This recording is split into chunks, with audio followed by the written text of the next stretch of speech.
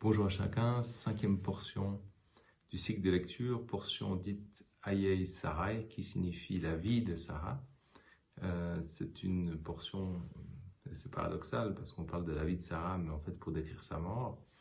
Un petit rappel aussi pour dire que dans la tradition juive, même mort, un juste est appelé vivant, alors qu'un méchant, même vivant, est appelé mort.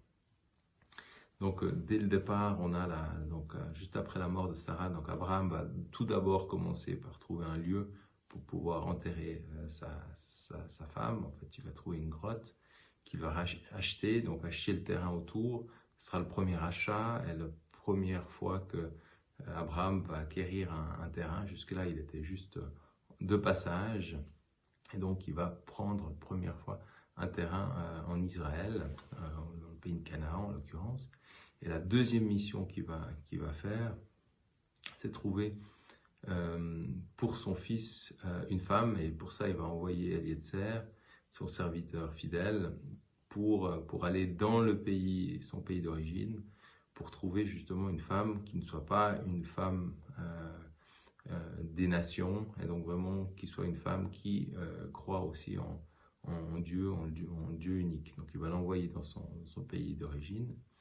Et puis c'est là qu'Eliezer, après, en écoutant un signe, va pouvoir trouver la femme, future femme d'Isaac, Rebecca en l'occurrence, qui va venir avec lui pour retourner auprès d'Isaac et d'Abraham. Donc ce qui est intéressant dans cette histoire, c'est vraiment la conscience, la prime, de manière vraiment prise au sérieux d'Abraham, de pouvoir vraiment assurer une descendance qui est saine dans le sens sainte, dans le sens mise à part, donc d'éviter que cette femme soit une femme des nations qui loue un culte à un Dieu étranger, mais vraiment que ce soit une femme aussi fidèle au Dieu d'Israël, à l'Éternel. Et donc ça, c'est vraiment une priorité. Et puis c'est aussi un message que nous dit Paul dans l'Épître aux Romains, qui nous invite à offrir nos corps comme un sacrifice vivant, et vraiment nous placer sous l'autorité de Dieu, et vraiment aussi de pouvoir ne pas nous conformer au siècle présent, comme aussi le dit Jésus, être dans le monde, ne pas être du monde. Donc vraiment ce côté sainteté, mise à part, donc séparé aussi des forces du monde, et tout en ayant pleinement conscience qu'on a, par la victoire de Jésus, cette alliance, on a donc aussi autorité contre l'ennemi. Et donc on peut se placer comme une position de vainqueur par rapport à ça. Mais vraiment c'est une invitation.